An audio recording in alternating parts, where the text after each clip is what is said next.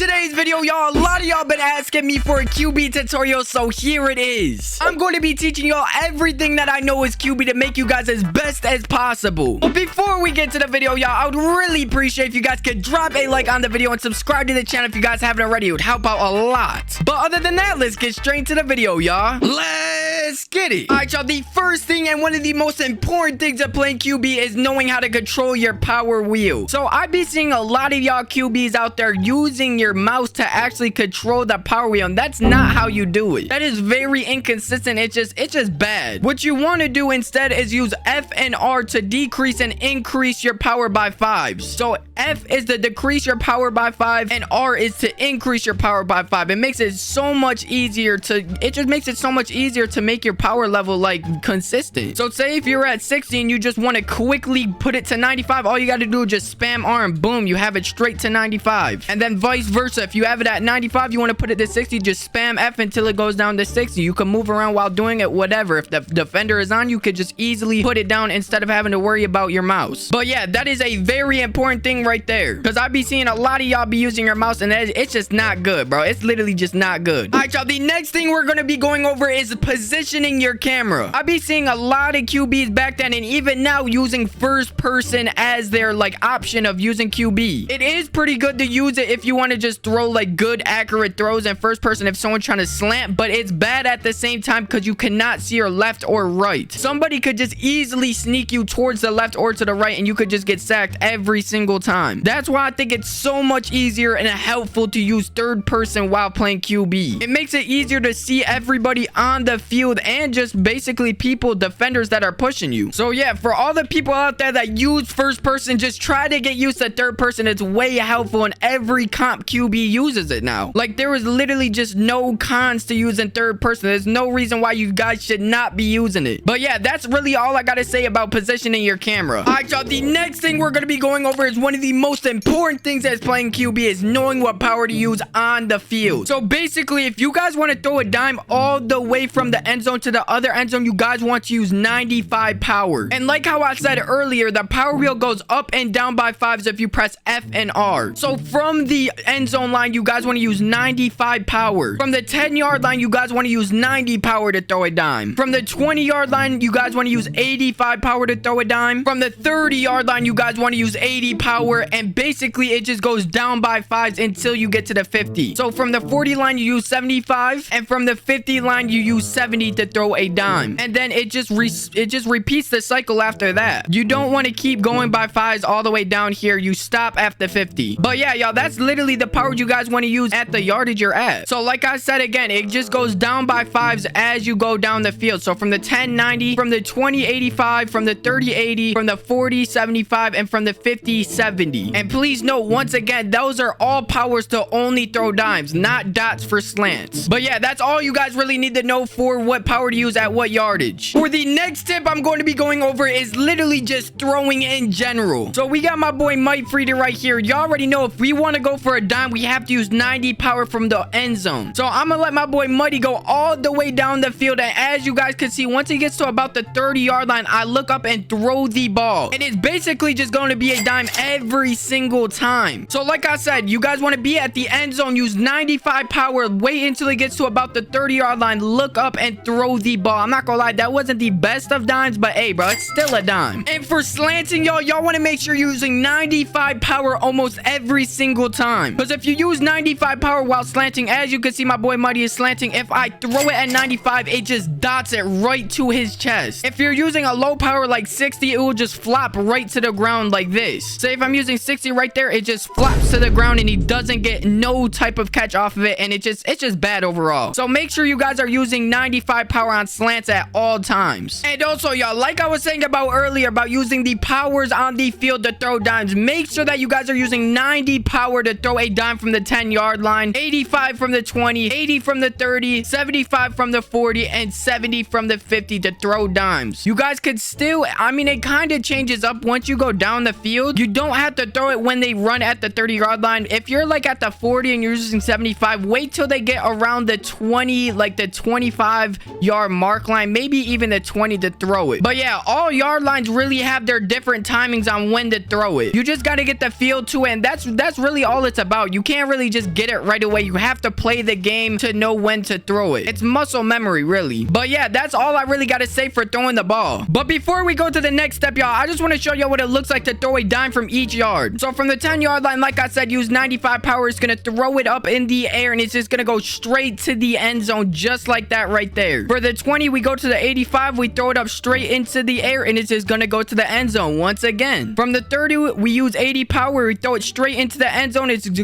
gonna go straight into the end zone. And basically, you just keep going down by 5, and it's just gonna keep throwing it into the end zone. That's how you just get your dimes off. But yeah, that's the last thing I'm gonna be talking about by throwing. Let's get to the next step, y'all. And yeah, I guess that's basically all I got for you guys. I guess another thing that can help you guys out is just to watch my videos. A lot of people actually be in my comments saying that my videos help them out as playing as QB because they just watch me and study my movements. But yeah, I guess pay close attention to how I play in my videos, and it will help you out. And the last tip I got for you guys is optional, and that is to buy the pump fake. Now, I'm not gonna lie, y'all, the pump fake could be very, very crucial and helpful at some situations. Say if you're about to go for a touchdown at like the 10-yard line, and you're looking in one direction, you go for the pump fake. I don't think the pump fake works in the practice, but you go for the pump fake. You look to the left, you go for the pump fake, and they think you're gonna throw it to the left, and then you just run straight to the right and dive in for a touchdown. You guys probably see me do this a lot in my videos, but I feel like the pump fake is very helpful for that. You don't only have to do it for the 10-yard line too. You could do it whenever you just want to get an easy first down. And also make sure the fumble percentage, what the fumble percentage is at. Usually it would be on this little question mark right here. You would click the question mark and it would say fumble percentage, but since I'm in a private server, it does not say it. But yeah, once you go into games, make sure you check the fumble percentage because it's actually very helpful to know what it's at. But anyways, y'all, that's all I got for this QB tutorial. Let me know down in the comments if there's anything that I missed so I could put it in my next QB tutorial in the future. But that's wrap it up for this video. Make sure you guys like the video and subscribe to the channel. I love every single one of y'all, and peace, man.